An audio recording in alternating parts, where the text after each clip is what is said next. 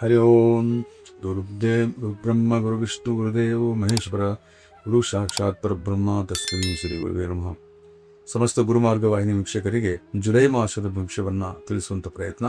ದ್ವಾದಶ ರಾಶಿಗಳಲ್ಲಿ 3ನೇ ರಾಶಿಯಾದಂತಹ ಮಿಥುನ ರಾಶಿ ಬಗ್ಗೆ ತಿಳಿಸುವಂತ ಪ್ರಯತ್ನ ಮಾಡ್ತಾ ಇದ್ದೀನಿ. ಈ ಮಿಥುನ ರಾಶಿಯಲ್ಲಿ ಹುಟ್ಟಿದವರು ಈ ಸೂರ್ಯ ಬುಧನ ಒಂದು ಪ್ರಭಾವಕ್ಕೆ ಈ ಮಾಸ ತುಂಬಾ ಚೆನ್ನಾಗಿ ಫಲವನ್ನು ಕೊಡ್ತಾ ಇದ್ದಾರೆ. ಅರ್ಧ ಮಾಸ ಅಂದ್ರೆ 15 ತಾರೀಕು 16 ತಾರೀಕಿನವರೆಗೂ ಸೂರ್ಯ ಬುಧಾತಿಥ್ಯ ಯೋಗವನ್ನು ಕೊಡ್ತಕ್ಕಂಥ ಯೋಗ ಇರೋದ್ರಿಂದ ನೀವು ಅಂದುಕೊಂಡ ಕಾರ್ಯವನ್ನ ಯಶಸ್ವಿ ಸಾಧಿಸುವಂತಹ ಒಂದು ಯೋಗ ಈ ರಾಶಿಯವರಿಗಿದೆ. ದ್ವಿತೀಯದಲ್ಲೇ ಗುರು, ಹಾಗೆ ನಿಮಗೆ ಧನ ಸಂಪತ್ತು, ಕೌಟುಂಬಿಕ ಸೌಖ್ಯ, ಜೊತೆಗೆ ಶುಭ ಕಾರ್ಯದ ಒಂದು ಸಂಕೇತ, ಮತ್ತೆ ಆಲೋಚನೆ ಮಾಡಿದಂಥ ಕಾರ್ಯಕ್ಕೆ ಒಂದು ಉತ್ತೇಜನ ಸಿಗುವಂತ ಪ್ರಯತ್ನ, ಶತ್ರುಗಳ ನಾಶತ್ವ ಅಂತಕ್ಕಂಥದ್ದು ಕಾಣ್ತಾ ಇದೆ. ಮಿಥುನ ರಾಶಿಯವರಿಗೆ ಎಷ್ಟು ಜನ ನಿಮಗೆ ಶತ್ರುಗಳಾಗಿ ಕಾಣ್ತಾ ಇದ್ದಾರೋ ಅವರೆಲ್ಲರೂ ಕೂಡ ನಿಮಗೆ ಶರಣಾಗತಿ ಆಗುವಂಥ ಯೋಗ ಈ ಮಿಥುನ ರಾಶಿಯವರು ಕಾಣುತ್ತೆ. ಮತ್ತೆ ತೃತೀಯ ಭಾವಕ್ಕಿರ್ತಕ್ಕಂಥ ಶುಕ್ರ ಸ್ವಲ್ಪ ತಂಗಿಯರ ಆರೋಗ್ಯದಲ್ಲಿ ವ್ಯತ್ಯಾಸ, ತಂಗಿಯರಿಂದ ಸ್ವಲ್ಪ ನಿಮಗೆ ವಿರೋಧವನ್ನು ವ್ಯಕ್ತ ಮಾಡುತ್ತೆ ಯೋಗ. ಇದೆಲ್ಲವೂ ಸಂಭವನೀಯವಾಗಿರ್ತಕ್ಕಂಥದ್ದಾಗುತ್ತೆ ಈ ಮಾಸದಲ್ಲಿ. ಹಾಗೆ ಸೂರ್ಯ ಸ್ವಲ್ಪ ನಿಮಗೆ ಜವಾಬ್ದಾರಿನ ಜಾಸ್ತಿ ಕೊಡ್ತಾನೆ ಅಂತ ಅನಿಸ್ತಾ ಇದೆ. ಯಾಕಂದ್ರೆ ನಿಮಗೆ ಕೌಟುಂಬಿಕ ಜವಾಬ್ದಾರಿ ಇರಬಹುದು, ಬಂಧುಗಳ ಜವಾಬ್ದಾರಿ ಇರಬಹುದು, ಯಾವುದೋ ವಸ್ತು ಅಥವಾ ಭೂಮಿಗೆ ಸಂಬಂಧಪಟ್ಟಂತ ವಿಷಯ.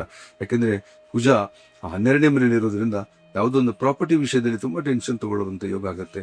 ಆದ್ರೆ ಸ್ವಲ್ಪ ಒಂದು ವ್ಯಾಜ್ಯಗಳು ಕೂಡ ನಿಮ್ಮ ಮೇಲೆ ಬೀಳುವಂತ ಯೋಗ ಇರುತ್ತೆ. ಅರ್ಥಾತ್ ನಿಮ್ಮ ಮೇಲೆ ವ್ಯಾಜ್ಯವನ್ನ ಕ್ರಿಯೇಟ್ ಮಾಡ್ತಕ್ಕಂಥ ಸಂದರ್ಭ ಇರುತ್ತೆ. ಬಹಳಷ್ಟು ಜಾಗೃತಿಯ ಹೆಜ್ಜೆಗಳನ್ನು ತಾವು ಬಿಡಬೇಕಾಗತ್ತೆ ಮಿಥುನ ರಾಶಿಯವರು. ಹಾಗೆ ಈ ಕರ್ಮಕಾರಕ ಅಂತಕ್ಕಂಥ ಶನಿ ನಿಮ್ಗೆ ಕರ್ಮದಲ್ಲೇ ಇರೋದ್ರಿಂದ, ದಶಮ ಭಾವದಲ್ಲಿ ಇರೋದ್ರಿಂದ ಜೀವನದಲ್ಲಿ ಯಾವತ್ತೂ ನೀವು ಹಿಂದೆ ಸರಿಯೋದಿಲ್ಲ ಅಂತ ಹೇಳಬಹುದು. ಯಾಕಂದ್ರೆ ಯಾವತ್ತೂ ನಾನು ಹೇಳೋದು ಕರ್ಮಣ್ಯವಾಧಿಕಾರಸ್ಥೆ ಮಹಾಫಲ ಶೋಭದಾಚರ. ನಿಮ್ಮ ಕರ್ಮದಲ್ಲಿ ನೀವು ಆಸಕ್ತಿಯನ್ನು ಚೆನ್ನಾಗಿಟ್ಟುಕೊಂಡು ಕರ್ಮದ ಫಲದ ಅಪೇಕ್ಷೆಯನ್ನು ನೀವು ಹೊಂದದೇ ಇದ್ದ ಪಕ್ಷದಲ್ಲಿ ನೀವು ಇಷ್ಟಾರ್ಥ ಪ್ರಾಪ್ತಿ ಮಾಡ್ತಕ್ಕಂಥ ಪ್ರಯತ್ನ ಮಾಡ್ತಾನೆ. ಯಾಕಂದ್ರೆ ಶಿವ ಅನ್ನುವಂಥದ್ದು ಆ ಶಿವನ ಸ್ವರೂಪವೇ, ಶಿವನ ಅಂಶವೇ ಶನೀಶ್ವರನಾಗಿರ್ತಾನೆ. ಹಾಗಿರೋದ್ರಿಂದ ಏನ್ ಕೆಲಸ ಮಾಡಬೇಕಂತಿರೋದ್ರ ಶ್ರದ್ಧೆ ಭಕ್ತಿ ನಿಮ್ಮಲ್ಲಿ ಖಂಡಿತ ಇರುತ್ತೆ. ಮತ್ತು ಕೆಲಸದಲ್ಲಿ ಶ್ರದ್ಧೆ ಆಗುತ್ತೆ. ಸರ್ಕಾರಿ ನೌಕರ ವರ್ಗದಲ್ಲಿ ಇರ್ತಕ್ಕಂಥ ತುಂಬಾ ಪ್ರಗತಿ ಫಲವಾದಂಥ ಯೋಗ. ಹಾಗೆ ಈ ಜಲಚರ ರಾಶಿಯಲ್ಲಿ ಅಂದ್ರೆ ಸಮುದ್ರ ಮಟ್ಟದಲ್ಲಿ ಇರ್ತಕ್ಕಂಥ ರಾಶಿ ಮೀನರಾಶಿ ಅಂದ್ರೆ ಸಮುದ್ರದ ಪ್ರಕಾರ ವಿಶಾಲವಾದಂತಹ ಜಲತತ್ವ. ಆ ರಾಶಿಯಲ್ಲಿ ಶನಿ ಇರೋದು. ಆ ರಾಶಿಯಲ್ಲಿ ಶನಿ ಇರ್ತಕ್ಕಂಥದ್ದು ಕರ್ಮಭಾವಕ್ಕೆ ತಾನೆ. ಆದ್ರೆ ಇನ್ನೊಂದು ಬೆನಿಫಿಟ್ಟು ನಿಮಗೆ, ಅದರ ನಂತರ ಶನೇಶ್ವರನ ಮನೆಯಲ್ಲಿ ರಾಹು ಬರ್ತಾನೆ. ಅಂದ್ರೆ ಅದು ನವಮ ಭಾವ ಅಂತ ಹೇಳ್ತೀವಿ. ಸ್ವಲ್ಪ ಪಿತೃ ಆರೋಗ್ಯ ಕೆಡುವಂತ ಸೂಚನೆ ಕಾಣ್ತಾ ಇದೆ ಮಿಥುನ ರಾಶಿಯವರಿಗೂ. ತಂದೆ ಆರೋಗ್ಯ ಕಾಡ್ತದೆ. ಆದ್ರೆ ತಂದೆಯಲ್ಲಿ ತಂದೆ ಮತ್ತು ಮಗನಲ್ಲಿ ಎಲ್ಲೋ ಒಂದ್ ಕಡೆ ದೂರತ್ವವನ್ನು ಕ್ರಿಯೇಟ್ ಮಾಡುವಂತ ಯೋಗ. ಕಾರಣ ಏನಂದ್ರೆ ತುಂಬಾ ನಿಮ್ ತಂದೆ ಪ್ರೀತಿಸ್ತಾ ಇರ್ತಾನೆ, ಅಥವಾ ನೀವು ತಂದೆಯನ್ನು ತುಂಬಾ ಪ್ರೀತಿಸ್ತಾ ಇರ್ತೀರಿ. ನಿಮಗೆ ಯೋಗ ಹೇಗೆ ಬರುತ್ತೆ, ತಂದೆ ಇನ್ನೊಂದ್ ಕಡೆ ಟ್ರಾನ್ಸ್ಫರ್ ಆಗುವಂತ ಯೋಗ ಇರುತ್ತೆ. ಹಾಗಾಗಿ ಮಗನಿಗೆ ಸ್ವಲ್ಪ ವಿರಹ ಅನ್ನುವಂಥದ್ದು ಅನ್ಸುತ್ತೆ. ಆದ್ರೆ ಅದೇ ಮಗ ದೂರ ಹೋಗ್ಬಿಡ್ತಾನೆ ಅಥವಾ ವಿದೇಶಕ್ಕೆ ಹೋಗ್ತಾನೆ, ಎಲ್ಲೋ ಬೇರೆ ಕಡೆ ಹೋಗ್ಬಿಡ್ತಾನೆ, ಅಯ್ಯೋ ನನ್ನ ಮಗ ಹೋಗ್ಬಿಟ್ನಲ್ಲ ಅಂತ. ಆದ್ರೆ ಹೋಗ್ಲೇಬೇಕು, ಮಾಡಲೇಬೇಕಾದಂತ ಅನಿವಾರ್ಯತೆ ಇರುತ್ತೆ. ಹಾಗಾಗಿ ಈ ದೂರತ್ವವನ್ನ ಸಹಿಸುವಂತ ಸಾಮರ್ಥ್ಯ ತಂದೆ ಮತ್ತು ಮಗನಲ್ಲಿ ಇಬ್ಬರಲ್ಲೂ ಬೇಕಾಗುತ್ತೆ. ಈ ಮಾಸದಲ್ಲಿ ಮಿಥುನ ರಾಶಿಯವರಿಗೆ ತಂದೆಯಿಂದ ಸ್ವಲ್ಪ ದೂರ ಇರುವಂತ ಕಾಲ ಬಂದರೂ ಕೂಡ ಒಂದು ಪ್ರಗತಿ ಪರವಾದ ಕಡೆ ನೀವು ಹೋಗ್ತಾ ಇದ್ದೀರಿ ಅಂತ ಅರ್ಥ. ಅದೇ ಮಗ ಕೂಡ ತಂದೆಯಿಂದ ದೂರ ಇರುವಂತ ಯೋಗ ಬಂದ್ರೆ, ಅಥವಾ ಮಗ ತಂದೆಯಿಂದ ದೂರ ಇರುವಂತ ಯೋಗ ಬಂದ್ರೆ, ಎಲ್ಲವೂ ಕೂಡ ನಿಮ್ಮಿಬ್ಬರ ಒಂದು ಪ್ರಗತಿಗಾಗಿ ಇದೆ ಅಂತ ಹೇಳ್ಬಹುದು. ಅವನ ದೂರತ್ವವನ್ನು ಸಹಿಸುವಂತ ಪ್ರಯತ್ನ ಈ ಮಿಥುನ ರಾಶಿಗಳು ಮಾಡಬೇಕಾಗುತ್ತೆ. ಅದರ ಜೊತೆಗೆ ಏನಾಗುತ್ತೆ, ಈ ಗುರು ಸೆಕೆಂಡ್ ಹೌಸ್ ಅಂತ ಹೇಳಿದೆ ನಾನು, 2ನೇ ಮನೆ. ಆ ಮನೆಯಲ್ಲಿ 16 ತಾರೀಕಿನ ನಂತರ ರಾಜಯೋಗವನ್ನು ಕಾಣ್ತಾ ಇದ್ದೀರಿ.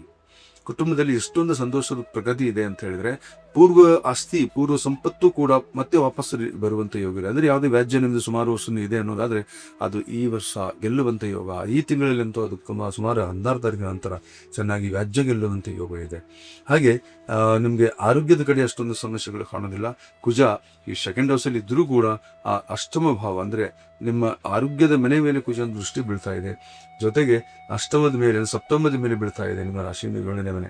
ಸ್ವಲ್ಪ ನಿಮ್ಮ ಜೀವನ ಸಂಗಾತಿ ಅವ್ರ ಜೊತೆ ನಿಮ್ಮ ಹೊಂದಾಣಿಕೆ ಬಗ್ಗೆ ಸ್ವಲ್ಪ ಯೋಚನೆ ಮಾಡ್ಕೊಳ್ಳಿ. ಯಾಕಂದ್ರೆ ಈ ಕಟು ಮಾತುಗಳು ಅಂತ ಹೇಳ್ತೀವಿ, ಕಟು ಶಬ್ದಗಳಿಂದ ನಿಮ್ಮ ಸಂಬಂಧಗಳಲ್ಲಿ ಕೊರತೆ ಬರುವುದು. ನಾನು ಹೇಳೋದಿಷ್ಟೇ, ಈ ದಂಪತಿಗಳಿಗಿಂತಲೂ ಪ್ರೇಮಿಗಳು ಅಂತ ಹೇಳ್ತೀವಿ. ಅಂದ್ರೆ ಇನ್ನೇನು ಭಾವಿ ದಂಪತಿಗಳಾಗುವಂತ ಯೋಗ ಇರುತ್ತೆ ಅಂತವ್ರು ಮಾತ್ರ ತುಂಬಾ ಜಾಗೃತಿಯಿಂದ ಮಾತಾಡಿ.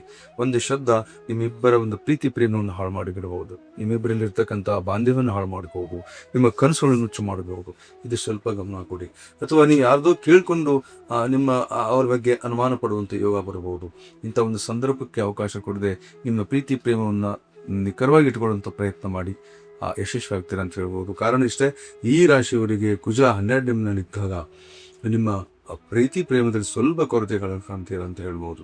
ಮುಖ್ಯವಾಗಿ ನಾನು ಇನ್ನೊಂದು ಪ್ರಶ್ನೆ ಹೇಳೋದಾದ್ರೆ, ಮಿಥುನ ರಾಶಿಯವರು ಬರ್ತಾ ಬರ್ತಾ ನಿಮ್ಮ ಮಾತುಗಳಿಂದೆಲ್ಲ ಆ ಮಾತುಗಳಲ್ಲಿ ಒಂದು ನೈಜತೆ ಬರ್ತಕ್ಕಂಥ ಯೋಗ ಕಾಣ್ತಾ ಇದೆ. ಯಾಕಂದ್ರೆ ನಿಮ್ಮಲ್ಲಿ ಒಂದು ಪ್ರೌಢಿಮೆ, ನಿಜವಾಗಿ ನೀವು ಗುರುಗಳಾಗಿದ್ದರೆ, ನೀವು ಗೈಡ್ಸ್ ಆಗಿದ್ದರೆ, ನೀವು ಲಾಯರ್ಸ್ ಆಗಿದ್ದರೆ, ಇಷ್ಟೊಂದು ನಿಮ್ಮ ಮಾತು ಬಂಡವಾಳ ಆಗುತ್ತೆ. ನಿಮ್ಮಿಂದ ಬಹುತೇಕ ಜನ ಇಂಪ್ರೆಸ್ ಆಗುವಂಥ ಯೋಗ ಇದೆ. ಅಂದರೆ ನಿಮ್ಮ ಕಡೆ ಗಮನ ಕೊಡ್ತಾರೆ, ನಿಮ್ಮ ಮಾತಿನಷ್ಟು ಮಹತ್ವ ಇರುತ್ತೆ. ಇಂಥ ಒಂದು ಯೋಗ ಮಿಥುನ ರಾಶಿಯವರಿಗೆ ಈ ಮಾಸದಲ್ಲಿ ಕಾಣ್ತಾ ಇದ್ದಾರೆ. 16 ನಂತರ ಅಂತೂ ಇನ್ನೂ ರಾಜಯೋಗದ ಫಲ ಈ ನಿಮ್ಮ ಮಿಥುನ ರಾಶಿ ಸಿಗುತ್ತೆ. ಅಂದುಕೊಂಡಿದ್ದನ್ನು ಸಾಧಿಸ್ತೀರಾ. ಭೂತ ಭವಿಷ್ಯ ವರ್ತಮಾನದ ಕಡೆ ತಿಳುವಳಿಕೆ ಬರುವಂಥ ಯೋಗ ಕೂಡ, ಅದಕ್ಕೆ ಹೇಳೋದು ಅಂತರ್ಜ್ಞಾನ ಅಂತ. ಇದನ್ನು ಕೂಡ ನಿಮ್ಮಲ್ಲಿ ಕಾಣುವಂಥ ಯೋಗ ಇದೆ. ಅದೇ ಬರಬೇಕಾದ್ರೂ ಕೂಡ ಪೂರ್ವ ಪುಣ್ಯನೇ ಬೇಕು, ಸುಮ್ಮನೆ ಯಾರಿಗೂ ಬರಲ್ಲ. ಈ ತಿಂಗಳಲ್ಲಿ ಅದರದೊಂದು ಭಾಸ ಆಗುತ್ತೆ, ಅದರದೊಂದು ಅನುಭವ ಆಗುತ್ತೆ ನಿಮಗೆ. ಅದು ನಿಮ್ಗೆ ಇದೆ ಅಂತ ಗೊತ್ತಾದರೆ ಆ ಕಡೆಗೆ ಗಮನ ಕೊಟ್ಟು ನಿಮ್ಮ ಒಂದು ನೈಜ ಮನೋಬುದ್ಧಿ ಬಲ ಇದಲ್ವಾ, ಅದನ್ನು ಬೆಳೆಸ್ಕೊಳ್ಳುವಂಥ ಪ್ರಯತ್ನ ಮಾಡಿ. ಈ ಮಾಸದಲ್ಲಿ ಹೆಚ್ಚಿನ ಪ್ರಗತಿ ಮಿಥುನ ರಾಶಿಯಲ್ಲಿ ಸಾಧಿಸ್ತೀರಿ. ಅದರೊಂದು ಪರಿಹಾರ ತಿಳಿಸುವಂಥ ಯೋಗ ಅನ್ನೋದಾದರೆ, ತೃತೀಯ ಭಾವಕ್ಕೆ ಇರ್ತಕ್ಕಂಥ ಏನು ಕೇತು ಉಂಟು ಅದು ತುಂಬ ಒಳ್ಳೆಯವನೇ, ಆದರೂ ಶುಕ್ರನ ಜೊತೆಲಿದ್ದಾನೆ, ಸೂರ್ಯನ ಮನೆಯಲ್ಲಿದ್ದಾನೆ.